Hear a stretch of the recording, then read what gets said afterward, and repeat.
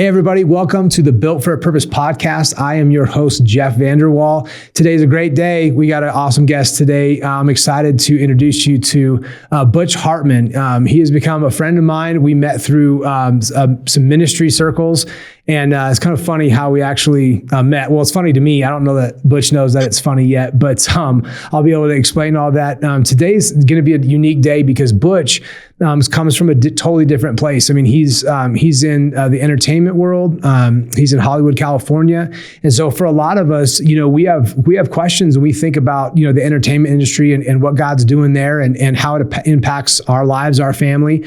And so to be able to talk to Butch about what God's doing in his life and how that came to be is going to be an awesome podcast. So buckle up and come with us. It's going to be a ton of fun. Without further ado, Butch, thank you so much for coming on the podcast today. Well, Jeff, thanks so much. It's my pleasure. And, I want to hear the funny way we met. I mean, I think I know how we met, but if there's a funnier version of it, that'd be great because it would make me a lot more popular. Well, I don't know about that, but so you and I got sat next to each other at an event. And I didn't know really who, in passing, I kind of knew, right? But I didn't, you and I hadn't had a lot of conversation at this point. So I don't know if I've shared this with you or not, but we're sitting there next to each other and I'm listening to this amazing teaching and I'm like looking down and I'm like, you're drawing like the most, I keep looking down at like what you're drawing and you're drawing this super elaborate thing. And I'm like, what is this? And so I'm like trying to pay attention, but I keep looking down and I'm like, this dude's going to catch me looking at what he's doing. But obviously I put two and two together. Obviously I figured out you're an artist. And then you and I ended up chatting after that. Julianne was there, your wife, and we started just a conversation, and then talked to you at several of these events, and so we ended up getting to kind of stoking up a relationship or a friendship that way. But that's how it happened. Did I ever even mention how that wasn't even odd? Might be the wrong way to put it, but it was just shocking. No, you didn't mention that. And I have to apologize to whoever was speaking that day. I was listening. I find that it's interesting, my whole life, and I used to get, yelled at by my teachers in school whenever I draw. I'm still listening. I can repeat every word you've just said, but it just helps me listen when I draw. I'm not bored. I'm just having fun doing some drawings. I love to draw, all the time. So if there's a piece of paper and a pencil and someone is talking and I've got access to something to draw with, I'll probably just start doodling. Ask any artist, by the way. Anybody who works in the industry, they'll always do the same thing. I'm not the only one. However, it's something I'm definitely guilty of. So no disrespect if I've ever been in a room with you and you've been talking and I'm drawing, I am listening. I'm not drawing right now. I could draw right now. I could start drawing as we speak and I could, and I could show you at the end of the podcast. I won't do that though. I'm not going to do that.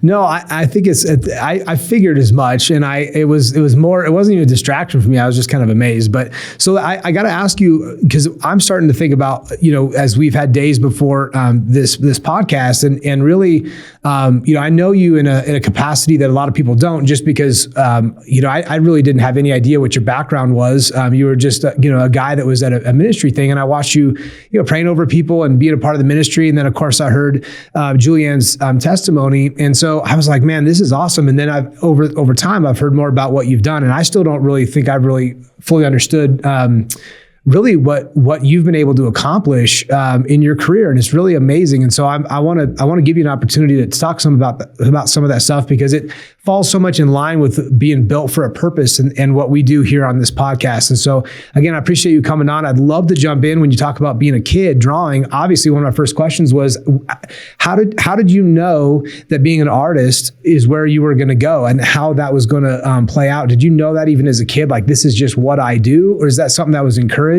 How did your journey even begin with your natural ability? Yeah, good question. I get asked that question all the time. And I grew up in Michigan. That's where I was born. I was born in Highland Park, Michigan, which is near Detroit. And I was born there, and my dad worked in the auto industry. My parents, my mom and dad, in the mid 60s when I was born, that was an actual time period, the mid 60s. People were born back then, hard to believe.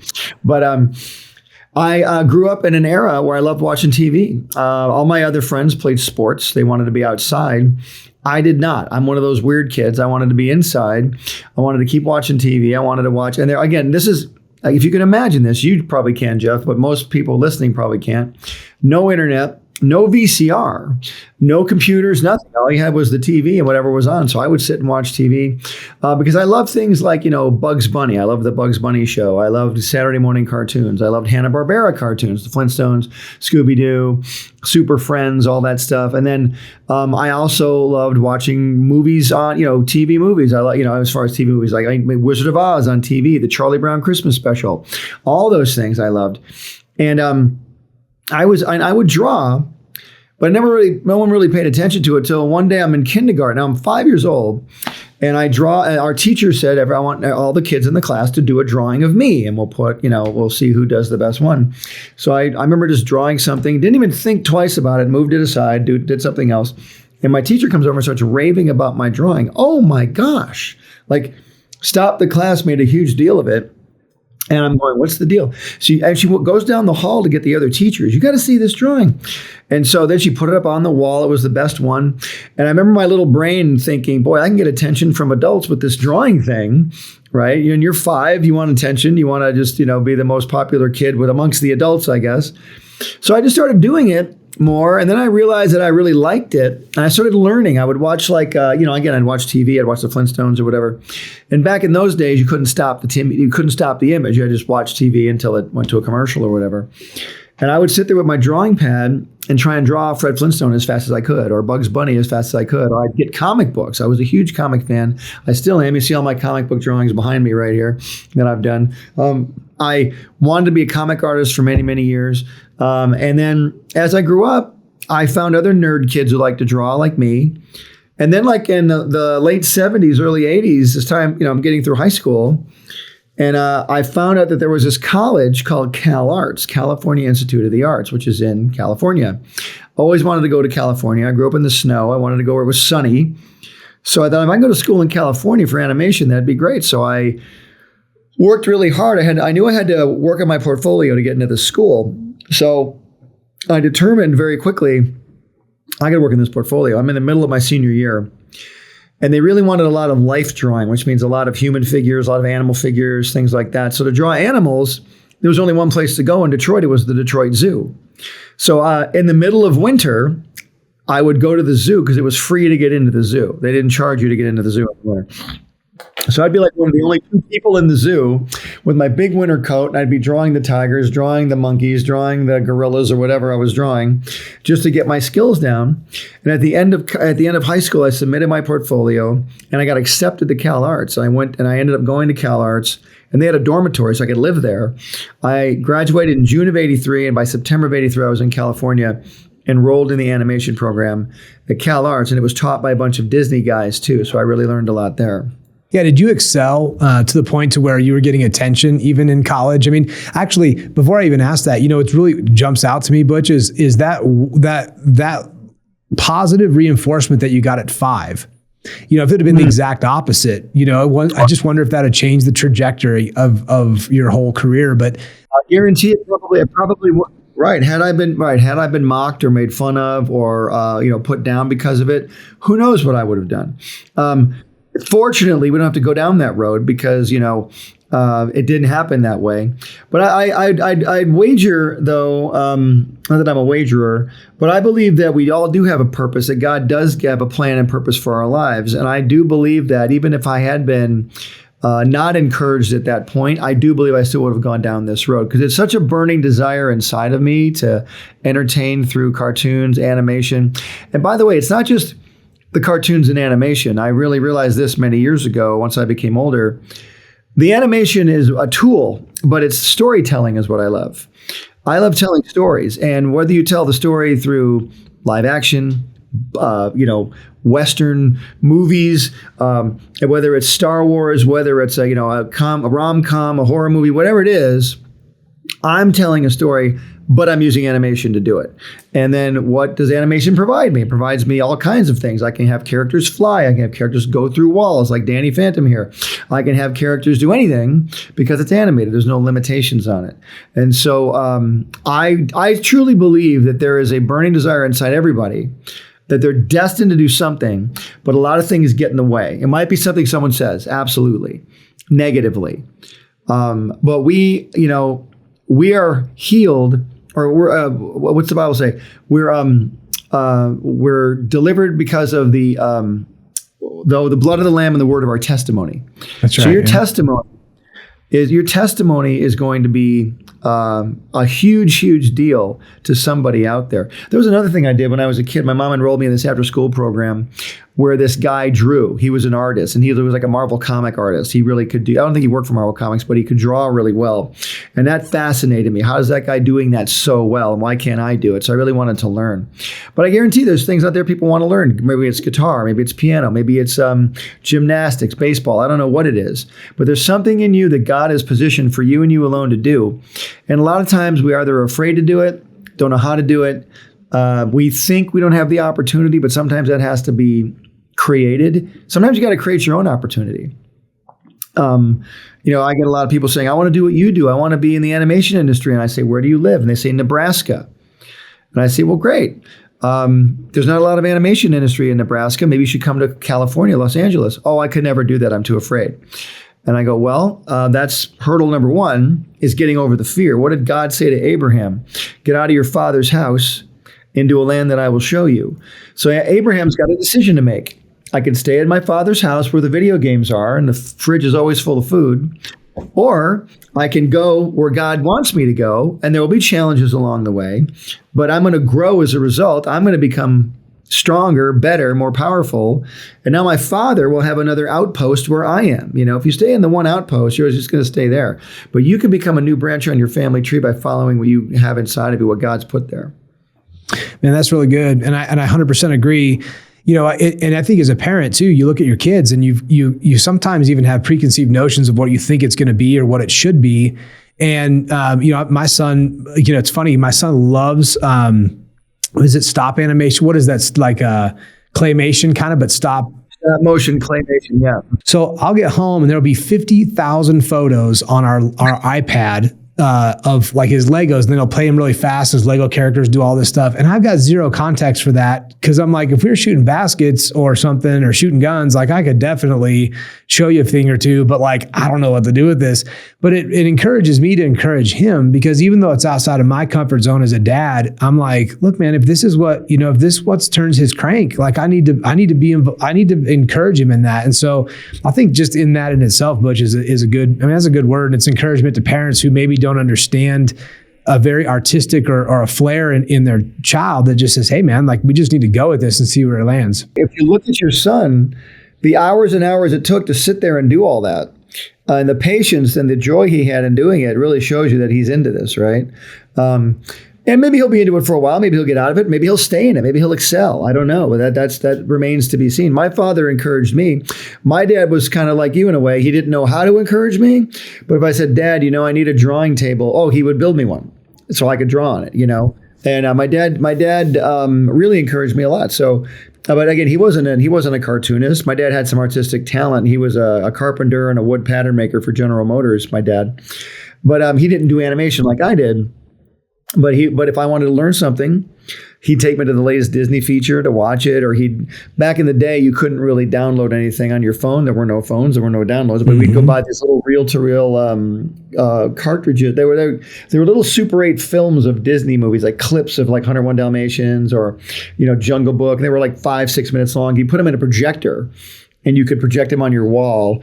And I would freeze the film, and I'd put paper up on the wall, and I would trace over the characters to learn how to do that, and by the way, I had no idea where it was going. It wasn't about money for me. It wasn't about making a living. It was just like, man, this is really cool. I love doing this. How do I do this? I look back now as an adult looking, from a 3,000 foot view, like, man, God had his hand on my life way before I was even a Christian. I wasn't born into a Christian family. I became a Christian at age 35. I'm 59 now. So I've been a Christian for 24 years. But yeah, my early years, I wasn't a Christian at all. But God has his hand on your life, whether you are acknowledging him or not. Yeah, that's really been my story too. I mean, after I got born again, Butch, I was what Greg Moore would call an unbelieving believer for a long time, just kind of stumbling around. But in your case, and I would love to ask you, just reading through your story just briefly, You got born again in around 2000, correct? Does that sound right? It was the year 2000. It was February of 2000. Yeah. So coming up next month is my 24th. I wish I could remember the Sunday. It was one of two Sundays. I forget which Sunday it was, but it was a Sunday in February of 2000. Yeah. And so you were successful at that point, very successful. You had a lot of stuff going on, Nickelodeon, a lot of different things. I mean, you've got some very unique and established cartoons and other featured work that you've done that's really amazing. So at that point in time, you got born again, and I just curious, what prompted that in your life? Was it just something that you were seeking after, and then you were at the right place at the right time? What was the switch that flipped for you when you got born again? What did that look like? Good question. Before I got born again, I was still, I came out to California to be an animator. I came out in 1983, like I told you. My goal was to go to school and become a Disney animator. That was what I wanted to do. Just so you know, to this day, I've never worked for Disney. I've never even worked. I've been there. I've visited. I've been around the studio, but I've never worked there.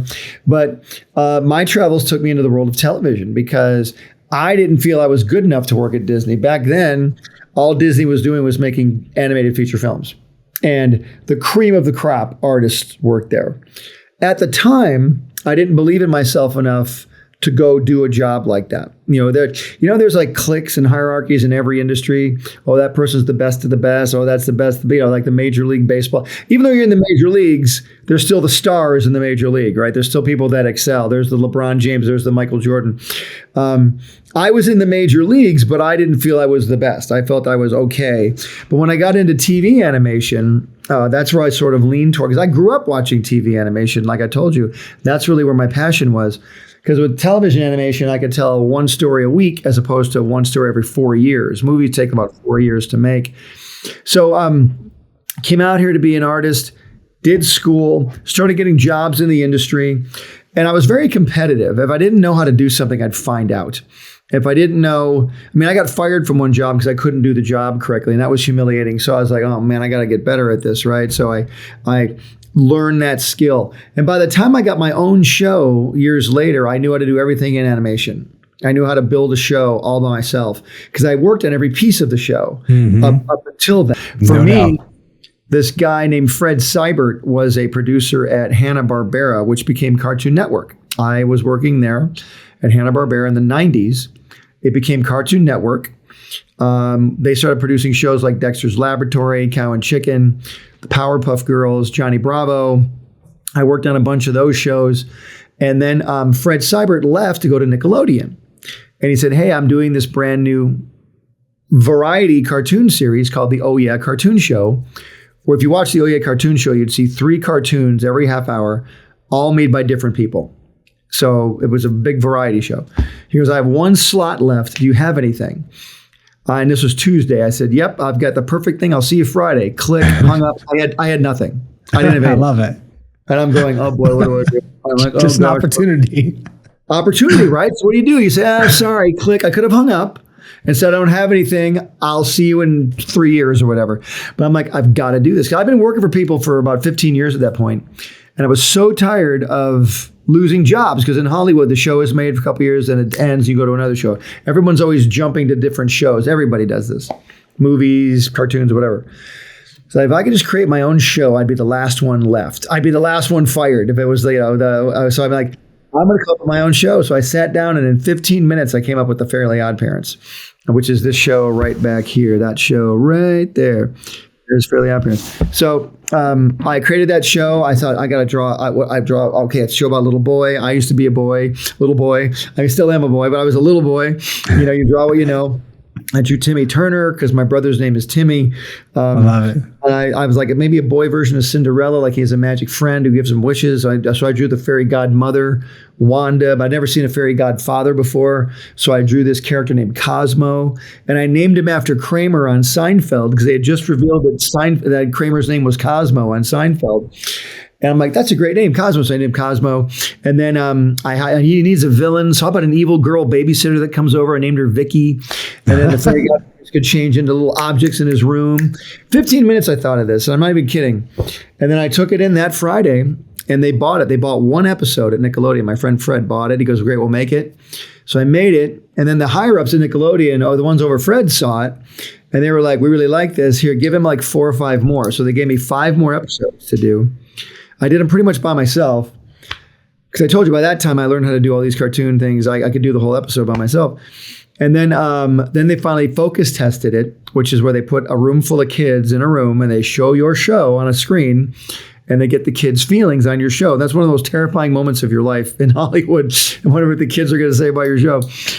And so anyway, the kids loved it, thank goodness. And then I was able to make a series, and we premiered as a series in March of 2001. And Fairly OddParents was the second highest rated series on Nickelodeon for years. We would beat SpongeBob in the rating. SpongeBob was always number 1, but we would beat it on occasion. There was a stretch there where we were just the biggest thing on Nickelodeon, and we ran for 18 years on Nickelodeon. Wow, that's amazing. And during that time, I was able to create Danny Phantom, another show called Tough Puppy, another show called Bunsen is a Beast. So I created 4 shows for Nickelodeon, and Fairly OddParents ran the entire time. I always called that the train that kept running, and other shows would hop on and hop off, during the years. And I had to run all these shows simultaneously as I was doing it, but I had a blast. It was one of the greatest times of my life. I met some amazing people, had some amazing experiences, and to this day, I have kids who were little at the time. They're grown up now. Mr. Hartman, I love your show. Changed my childhood. I always get this phrase, and my wife will tell you, you made my childhood. I always get that phrase, and I'm so grateful when they say that. Yeah, I can tell you that's true because I got the assistant producer in here. It was just telling me before I came on. He's like, man, that's all I watched was Fairly Odd. I mean, he was like, you got to give me 5 minutes with him. You got to let me talk to him. So TJ, I'm throwing you on the bus right now, but a little bit, but it's all in fun. But seriously, he's 24 years old. And he's like, man, that's what I watched that from 6 to 13. Right in that perfect window, yeah. What's his name, TJ? Yeah, TJ. TJ, thanks for watching, man. I appreciate that. It's good, and what's funny, a lot of our listeners are in the age category where they probably had kids that were watching that, and so it brings some context to it. And then your personal life, you get born again, and you're still cartooning, you're still doing awesome stuff, but your life obviously changed from that conversion. And so as you kind of went into, okay, I got born again, I'm sure people were like, well, I know old Butch, now there's new Butch, and there's that transition process. I would love to know about, kind of how the Hartman House, I know that's your ministry and one of your ministries. And so tell me about after you've had a lot of success and then things start changing for you, what was that like in Hollywood? And what have you seen God really put his fingerprints on as you've kind of walked that journey out after getting born again, here walking with the Lord in Hollywood? Well, it's a great question. We started, like you mentioned, Hartman House. That's my foundation. We started that in 2005. We help needy families. We did some home makeovers at the beginning when we first started. We help out a bunch of different charitable organizations right now. We're super proud of it. And we started that. And then I realized that starting a foundation is a huge amount of work. It's a massive amount of work. We definitely do it. It's one of those things. We have a great staff that helps us.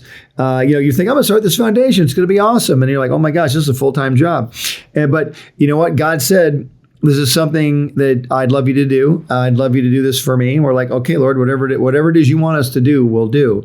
When I was doing my cartoons at Nickelodeon, I couldn't put Christian references in the cartoons because they just wouldn't air them. And you can't put Jesus in the cartoons and all that. And I understand all that. But, I would do as many family-friendly, themed type of things as I could do, shows about love, shows about friendship. If I could get some sort of a message in there, I would try. I mean, I really never tried to hit and make a show with a message, an important episode. Because look, kids are told what to do all day. And I just wanted to give them a fun show to watch. Hey, look, watch this show. Have a great time. There's some funny stuff in it. I'm not perfect. You're not perfect. But we'll have fun while we're here. And then we'll move on and have a good time. But, I would go to church. I went from never wanting to go to church to going to my church and being there at 5:30 in the morning and being an usher at my church. My wife and I dove in head first because when we got saved, we had nothing to unlearn. Neither one of us grew up in a Christian home. So we just kind of were sucking up everything we could possibly. Tithing, what's that about? Wow, the gifts of the Spirit, what's that about? What are these?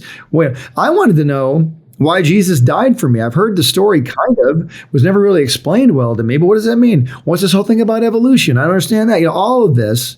And there's a million other questions. Who was Joseph in the Technicolor Dreamcoat? What's all that about? Jesus Christ Superstar. Why'd they make that? What is all of this? And there's a million questions people have. And I went from listening to my music CDs, I threw those away, and I kept putting in Bible teaching CDs back in the day when we had CD players in the car. And I basically went to school in my car, back and forth to work. I did like 5 years of car school, Bible school, just listening, because faith comes by what? Hearing. That's what the Bible says. And so we got born again, dove in, raised our girls. We have 2 amazing daughters. My oldest one just got married. She's 28 years old. My youngest is 26. Is a worship leader, piano player, singer, works at a mega church out here. My wife and I have our own church now. It's called New Branch Family Fellowship. We just named it that, so the website's going up. But right now we're called Church in the Park because we do a park church every Sunday. And we're both ordained pastors now, and we just love teaching the Word of God. We love it. And, you learn. It's funny. I find that when I preach the Word, I learn more than the people do. Because I'm like, when you start studying something out, you're like, that's what that means. That's okay. Now I understand. That's what Paul is trying to say. And it's a fascinating journey, and I would never trade it for anything. Well, I appreciate you sharing that. When you look at, I just find it so fascinating that God is like, I will just use whatever's in your hand. If it's cartooning, I'll use that. I'll use whatever's in your hand, and then I will use you, and I'll put you in a place where you can bring the light into the darkness. And it's just so fascinating. And I love that you stewarded the call, and not that you left, entertaining people, telling stories through art. Like, you didn't leave that to go do something more Christian and noble, like be a missionary somewhere. You are like, which is nothing. I got nothing against missionaries. Hear me when I say that. But I mean, hey, listen, I'm gonna stay right where I am, but I'm gonna start glorifying God with everything that I'm doing. And man, that translates to every industry. That's really powerful. It's awesome. So true. And we've started making a brand new cartoon. And when I was at Nickelodeon around 2005, we were really in the thick of things. It was really, things were just starting to take off. And I had this new idea for a cartoon, and it was a Christian cartoon. And I knew that Nickelodeon would never make it. Nothing against Nickelodeon. I just knew they wouldn't make it, and they weren't really making religious cartoons. Nobody was. But I had this idea, and I kept just playing with it over the last 15 years. And finally, around 2021, I brought this cartoon out. We started making it, and it's called The Garden Cartoon. I have this little pin we just got. Can you guys see that? It's called The Garden Cartoon. And that's Lenny the lion, and that's Lucy the lamb, and they live and work in a miraculous garden where anything can grow. And they talk to God every day. He comes down as a rainbow, and they call him the boss because they work for him. Hi, boss. He's like, hello, my children. Today's task. And he gives them like a task to do. And normally they'll try their best, but they don't do it right. And then he'll have to help them get through it. And there's a brand new original song in every episode. And every episode is really funny. I try to put my Fairly OddParents sensibilities in it, make it for a younger crowd. And we really, really, really had a great time making it. In fact, we're in the middle of making it right now. The Garden, you can find it at gardencartoon.com. We have a Garden Cartoon app that's on the App Store. And we're about to sign a deal that's going to put us in millions of homes, which we're very, very excited about. So keep an eye out for it. It's for kids 3 to 8. And we are just really, really excited. Well, I'm glad you hit it. I was going to segue to it. So you and I have talked, personally, like at an event before. We've talked several times about the garden and what you're doing there.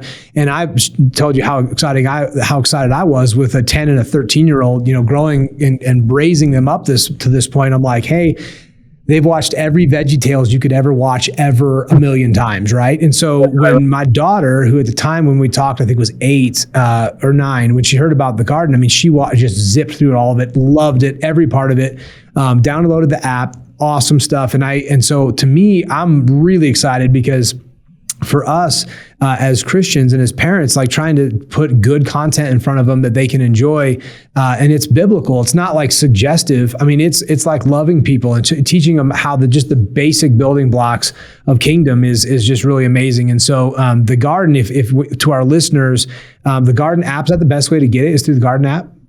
You can get it several different ways. The Garden Cartoon, in fact, type in Garden Cartoon on the App Store because there's a lot of garden apps, but the Garden Cartoon. Yeah, Garden Cartoon. You can type my name in the App Store. We also have a Garden Cartoon YouTube channel. You can find us there. And gardencartoon.com is a great place to find us. We have a garden scripture memory book that's out. There's a garden children's Bible that's out on Amazon right now, published by HarperCollins. We really are working very hard to get the garden out there. And like you mentioned, VeggieTales. I love VeggieTales, but VeggieTales can't be the only thing out there that does something like this. VeggieTales is one of a few. We saw a real gap in the marketplace, in the Christian kids marketplace. Like, there needs to be a high quality cartoon that not only teaches kids the gospel, but entertains them, entertains the parents, and looks great. It's got to look as good as like a Disney Channel show or a Nickelodeon show. And I guarantee the garden looks just as good as any of those shows. We're very excited about it. 100%. It absolutely does. And then the Garden Bible, we actually have our church, at the back of our church, when we give those away. I mean, it's awesome to little kids because it's fun. It's an adventure for them. Yeah, it's amazing. I illustrated that Bible. It took me 2 years to do that. So that was a real blessing. I tell you, the way God has had his hand on this project all this time, it is just fascinating to watch. And, that's what I love about the Lord is he's always going to surprise you. He's a God of surprises, and they're always good surprises. Sometimes we get surprised in life by bad things, but those aren't the Lord. If it's bad, it's not from the Lord. If it's good, like it says in James, every good gift and every perfect gift comes down from above. And so I'm excited about the good gifts that God can give. And what we want to do is, make the garden one of the biggest cartoons out there. We want to have live stage shows. And we do have a Garden Live show that we do. If your church or your school wants to have us come out live, we have these big character costumes of Lenny and Lucy. Kids, we do it at Christian schools. Kids go bananas. They love it. I go up and I draw the characters. What I'll do is I'll go out and I'll draw the characters, and I'll say, who wants this drawing? And once the first kid takes the first drawing, every kid wants a drawing. So then I'll draw, and then I'll say, who's louder, the boys or the girls? And of course, the screaming starts and everything. So I get them riled up really fast, and all the teachers love it because I exhaust the kids. So the kids go back to class exhausted. And then, but it's fun. Then Lenny and Lucy come on at the end. We show some episodes. We give away T-shirts. So if you want us to come out, just let us know. We'd love to come visit your church or your school. Well, that's awesome. And we look at how much, from a kingdom standpoint, people are so hungry for good. If you look at there's the Chosen and other entertainment that's come out that's just caught on like wildfires because people are so hungry for it. Even like Kirk Cameron's got some amazing stuff going on. He's doing a lot of stuff, TBN, CBN, like all these, there is definitely a push and definitely a market for Christian content. And so I believe that your timing is absolutely perfect. I believe that God has been, just uniquely positioning you and Julianne to really just do some amazing things in this next season. And we need it. We really, really need it. And so, from us, I mean, as just a consumer, I just think it's amazing what you're doing. And I'm thankful to God that he's put you there. I love your testimony. I love walking through, everything that you've gone through and how much of a blessing it is that you just took something that at such a young age that you knew was what you were supposed to do. And God is using it to do just such amazing things. It's awesome. It's great. Well, I'm so grateful you say all those kind things. Thank you. But I just want to encourage everybody out there, the book of Habakkuk in chapter 2, verse 2 says, write down the vision and make it plain on tablets so that he may run who reads it. So you have to write things down, put your vision down, make it a reality. One thing you do have in your hand is a pen or a pencil. It doesn't cost anything hardly. And you write something down, make it a reality, put it before your eyes, think about it every day, look at it. And then then that scripture continues. It says, for the vision's for an appointed time, and it will not tarry. So your vision is for an appointed time, but it's going to be at a time when you can handle it. The Lord's never going to give you the Ferrari unless you've driven the Volkswagen first. You know what I'm talking about? You need to learn how to drive. I see all these car things. I know you're a car guy, but the Lord's not going to say, hey, get in the Lamborghini. You've never driven a car before. I know you're 10 years old, but you can handle this. No, the Lord is a gentle God. He's a good God. He's never going to put on you too much or more than you can handle. See, we in the world, we try and do the instant fix. We want the instant riches, the instant fix. I can't lose weight. I've got to get the instant thing, and all that stuff. I've got to get all that stuff done. And instead of taking the process of changing your mind, getting your mind renewed, that's where the real true growth comes, is renewing your mind. It's like, I'm going to get this done, but in the doing is where I'm going to grow. And I can't lose hope. I can't lose faith. I was just watching this documentary the other day about a guy who's in a famous band. He's one of the bandmates in this famous band. He said, look, we played in nightclubs for 7 years before we got a record deal. And that's just going night after night. That's just really wanting it and going for it. But then by the time you get that record deal, you've honed your craft to a point. You can just get right in there and do it. That's what I did. I honed my craft to a point. I'm not saying I'm the best, but for me, I got to a point where I was better than I'd ever been when I finally got that first big deal and was able to pull it off. So be patient with the gift God has given you and stick to that vision because it's a unique vision for you only. Yeah, it's true. And I had a conversation, and I think it's probably a year ago, and I haven't really talked about this since. But to piggyback on what you said, you look at your career and you look at what happens at 10,000 hours. Like when you've been doing something for 10,000 hours, right? Apparently you're an expert at 10,000 hours. But what happens when you hit 20,000 hours? And what happens if you hit 30,000 hours, right? And once you've gotten to that 20 and 30,000 hour mark is when you start asking yourself, and when you really should look at, like, am I a mentor? Am I a leader? Am I actually bringing people along with me? Or is this really just becoming a little me and kind of my own thing? And I think, a lot of times it's very freeing when you get to that place to be able to say, how can I invest in other people? How can I take what I've learned and start to invest that in others? And really, I think that's the opportunity as you get more seasoned, is to take what you've learned, but that attrition process, that first 10,000 hours, that's a lot of hard work. And it's okay to be in that place and just stewarding a vision, or stewarding really somebody else's vision, like you did. You said you worked for a lot of other people. Well, yeah, except for getting fired. Yeah, well, I did work there and I got fired. Yeah, because I wasn't good at this job they asked me to do. I wasn't trained for, and I thought I was, and I got fired. That's one of the biggest lessons I ever learned. But I want to say too, doing that vision that you have and sticking with it is so vital, because you have to duplicate yourself. Jesus duplicated himself in his disciples, because Jesus could have done everything he did on his own, because he's Jesus. He could have done it all, but he chose 12 guys to come along and learn his vision. Here's what we're doing. Here's what I want to do. Here's my plan. No, stop doing that. Don't do it that way. Come over here. Don't wait, stop. No, we don't. What was it? John and James and John wanted to kill the guys, like the sons of thunder. No, we're not doing that. No, we don't do it that way. But he's like, but here's my vision. Follow along, because when I'm not here anymore, you guys got to carry this off. You guys got to pull this off when I'm gone. So that's what we have to do with our vision. Because the key word here, and I want everyone to write this down, is legacy. What is your legacy that you're leaving? Are you leaving the legacy of something awesome, or what could have been? And listen, I'm not disparaging anybody. If it's a what could have been, then hey, at least you try. Hopefully you at least tried.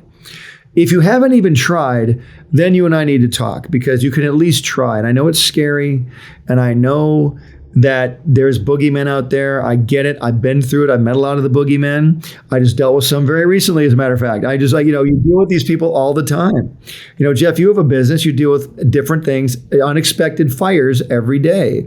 But that's what adults have to do. We have to grow up. And I think in our country, especially in the U.S., we have a thing called prolonged adolescence, where we try and keep people children for too long. And I think it's time for a lot of us to grow up. And I hope, I'm not trying to be harsh about that, but I really want people just to grow into those gifts that you've been set aside for. You're meant for this. You need to do this. Yeah. Amen. It's funny because you talk about the milk of the word and then the meat, right? And Paul's like, listen, you're drinking milk. And again, just like you, I'm not trying to come across harsh, but when you start walking out the vision and the call in your life, you'll find that drinking milk is not going to sustain you. You have to make the choice to start to grow. You have to because you're going to end up facing adversity, and then you're going to be able to really start activating your faith to say, well, God, if I believe you've called me here and I believe you've set me in this direction, then I'm going to believe you that we're going to get there. And I think it's Andrew that says, you can shoot for the stars, but if you still hit the moon, that's pretty good, right? So we'll take that. That's a good thing. I thank the Lord, because when I went to Cal Arts at age 18, I didn't do it because of God. I didn't know God at that time. I just did it because I wanted to get out there, and I had a burning desire. I wanted to do it. Had I been able to look at a roadmap on the wall, of what all the pitfalls would be. I would have been scared to death. I never would have done it. I would have stayed home. But see, that's what faith is. Faith is the substance of things hoped for, the evidence of things not seen. Faith will make you take that second step.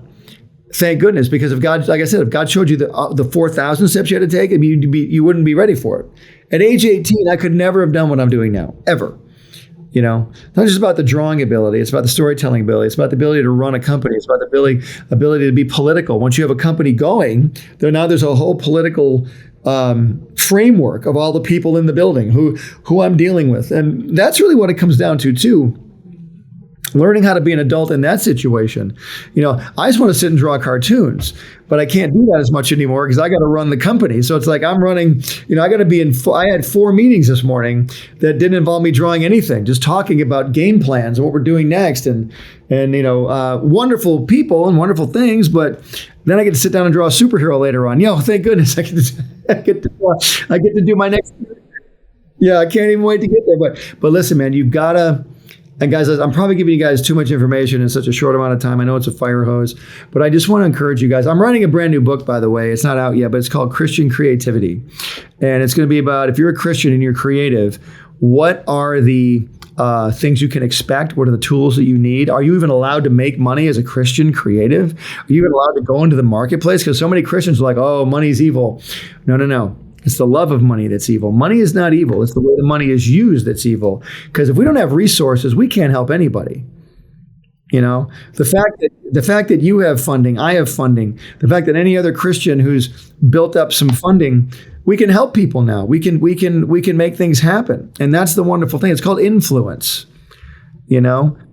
But the enemy wants you to think that you're being selfish. You got to get that mindset out. It's not being selfish. It's being wise. Man, I love this. The book that you're writing is so, I mean, I already shared my situation where I'm looking at a creative kid going, and I'm, you know, that's certainly a book that I would read. And I believe it's so timely for the Christian marketplace right now, because as there's the Christian in this like real third grade awakening, you're really seeing God moving into all these different mountains, and the entertainment mountain is one that is it's exploding right now. And so I think your timing's perfect for it. It's amazing. And you know, one thing before we were talking on air, we were talking about Julianne, and we didn't even get to talk about your story and your amazing wife, she's so funny.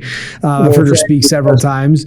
It's awesome. So I promise to our listeners that I will track you guys down this summer. I'll come down and we'll bring our mobile rig, and I'd love to connect with both of you guys and really unpack not just what God's done from an industrial standpoint, just from a business standpoint, which you guys have been able to do, but really the heart behind your ministry and how you're using, you know, being in the natural business, but then also, you know, how that layover of ministry is happening and really what God's doing. It's going to be amazing. So I can't wait for that as well. I should say it's her story, but it's our story, because when you're married, you're one flesh. And so it's definitely our story. But I think we need more than just a few minutes to tell her story, because it's a powerful one. And it really drew us a lot closer to the Lord. It drew us a lot closer together as a couple. I'll tell you, man, whatever the enemy means for destruction, the Lord will turn it around for good. He'll always get glory out of it. If you allow him, he will get glory out of it. And that means, dude, you will be so blessed if you just listen to the voice of your Father. But you got to know his voice first. So Butch, with everything that you're doing, how do our listeners get a hold of your stuff? Oh, well, thanks for asking. I am everywhere, basically. I have 2 million followers on TikTok at Butch Hartman. I'm on Instagram at Butch Hartman. You can find me on X, formerly known as Twitter, at Fairly OddFather. You can email me at askbutchhartman.com, and you can find my new cartoon, The Garden, at gardencartoon.com. I thank you so much for your time today and just really unpacking your story and people that know you and understand, you know, from at least from a distance, your creative ability, and just taking time to hang out with us for an hour. And it's just been amazing. I appreciate it. Well, it's been my pleasure, my honor. Everybody that's tuned in today, thank you so much for tuning in, and I appreciate it, man. It's awesome. We love bringing you just unique people that really want to sow into your call and your purpose. So thanks for joining us today on Built for a Purpose podcast with Jeff Vanderwall.